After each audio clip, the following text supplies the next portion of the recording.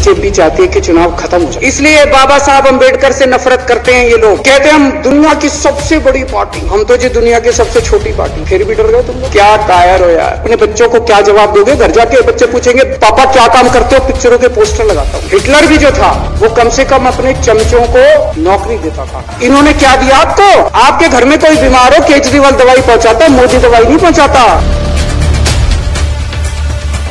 ये बाबा साहब अम्बेडकर और भगत सिंह से ऐसी नफरत क्यों करते हैं सारे प्रतिपक्ष के लोग? बीजेपी वाले कह रहे हैं कि बाबा साहब अम्बेडकर और भगत सिंह की क्यों लगाई, सावरकर की क्यों नहीं लगाई? तो मैं कह रहा हूँ भाई सावरकर की और हेडगेवार की तुम लगा लो। कांग्रेस वाले चिल्ला रहे हैं इंदिरा गांधी की क्यों नहीं लगाई, राजीव गांधी की क्यों नहीं लगाई, सोनिया गांधी की क्यों नहीं लगाई? तो हम कह रहे हैं भाई इंदिरा गांधी की तुम लगा लो, हम तो बाबा साहब अम्बेडकर की और भगत सिंह की लगाएंगे। खासकर बीजेपी वाले बाबा साहब का नाम सुनते ही वॉकआउट कर गए, बाबा साहब का नाम भी नहीं सुनना चाहते। बाबा साहब अम्बेडकर ने देश का संविधान बनाया, संविधान में लिखा उन्होंने कि भारत के अंदर जनतंत्र होगा, वोट डाल के जनता अपनी सरकार चुनेगी। बीजेपी को ये पसंद नहीं है, बीजेपी नहीं चाहती चुनाव हो, बीजेपी चाहती है कि चुनाव खत्म हो। कल एक बीजेपी का बड़ा नेता मिला, बोला जी मैंने तो अपने बीजेपी के बड़े नेताओं को बोल दिया एमसीडी में भी एनडीएमसी जैसा कर दो। एनडीएमसी में केंद्र सरकार नॉमिनेट कर देती है, बोले जी एमसीडी में भी यही हो जाना है। अध्यक्ष महोदय इनका बस चले ना इस देश के अंदर सारे राज्यों में और देश में चुनाव कराना बंद कर। एमसीडी के अंदर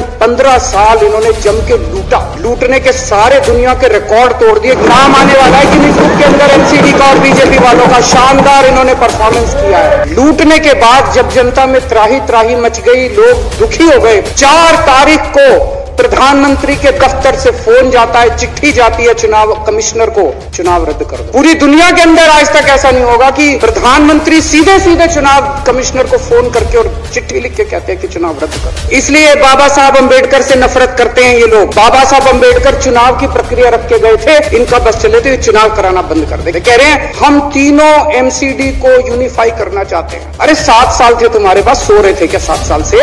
यूनिफाई नहीं करना, चुनाव टालने हैं, क्योंकि हार रहे हैं। अगली बार ये लोकसभा हारेंगे, चिट्ठी लिख देंगे जी हम प्रेसिडेंशियल फॉर्म ऑफ सिस्टम ला रहे हैं, संविधान बदल रहे हैं, चुनाव टाल दो, चुनाव टल जाएंगे।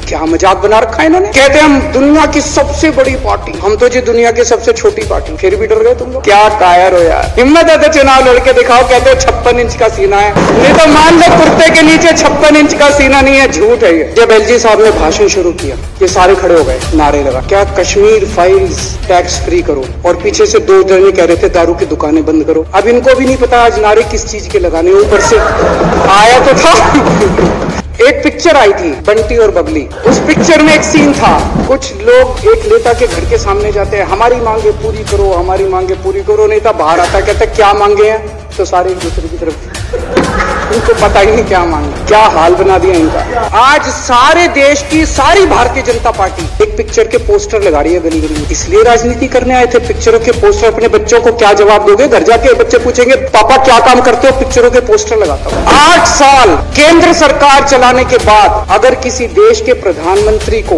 विवेक अग्निहोत्री के चरणों में शरण लेनी पड़े, तो इसका मतलब उस प्रधानमंत्री ने 8 साल में कोई काम नहीं। कह रहे कश्मीर फाइल्स टैक्स फ्री करो, इतना ही तुमको शौक है, विवेक अग्निहोत्री को बोलो यूट्यूब पे डाल देगा, सारी पिक्चर फ्री है, सारे जने देख लेंगे एक ही दिन के अंदर। हरियाणा के अंदर एक भारतीय जनता पार्टी का ही एक एमएलए था, उसने कहा आज मैं पार्क के अंदर इसकी फ्री स्क्रीनिंग करूंगा। तुरंत विवेक अग्निहोत्री का ट्वीट आया खट्टर साहब के, खट्टर साहब देखो ये फ्री में कर रहा है, इसको बोलो टिकट लेके करेगा। भाई साहब कश्मीरी पंडितों के नाम पे कुछ लोग करोड़ों करोड़ों रुपए कमा रहे हैं, और तुम लोगों को पोस्टर लगाने का काम दे दिया।